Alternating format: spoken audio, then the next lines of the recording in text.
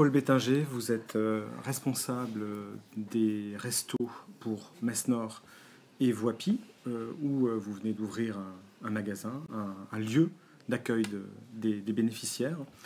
Dans l'imagerie générale, les restos, c'est d'abord les colis alimentaires, mais j'ai l'impression que c'est pas seulement ça pour vous.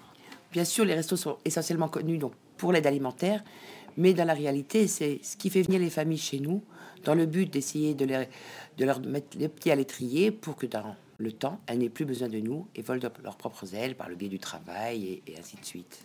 C'est donc un lieu aussi où on se rencontre, où on discute au-delà de la nourriture qu'on peut récupérer. Voilà, la première chose importante, c'est justement quand ils arrivent chez nous, c'est de boire, on boit un café avec eux, un jus de fruits, on mange des gâteaux, on discute, on bavarde, on essaie de créer ce lien de manière à les aider, découvrir où ils ont les problèmes pour pouvoir effectivement les aider à rebondir.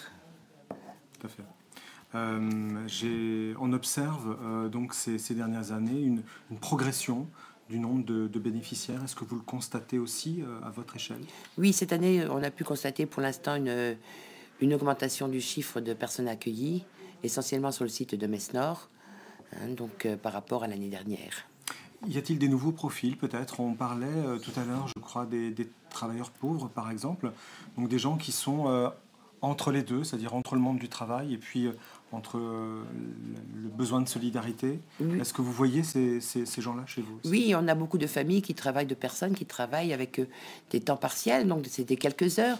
Donc effectivement, ils n'arrivent pas à joindre les deux bouts. Ils travaillent un peu et puis ils ont un complément RSA et puis effectivement, ils ont besoin des restos puisque même s'ils travaillent un peu, ça leur occasionne des frais supplémentaires que s'ils restaient à la maison, hein. Exactement.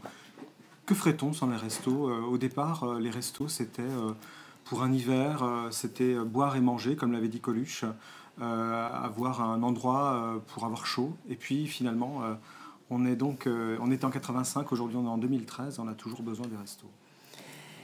Oui, parce que la situation ne va pas s'arrangeant. On a supprimé tous les petits boulots. Il y a de plus en plus d'isolement. Donc c'est vrai que les restos avec l'accueil, ça permet aux familles de se voir, de communiquer aux personnes qui sont seules et puis d'essayer de rebondir. Et que sans ça, je ne sais pas ce qu'elles deviendraient toutes. Elles iraient peut-être vers ailleurs, mais bon.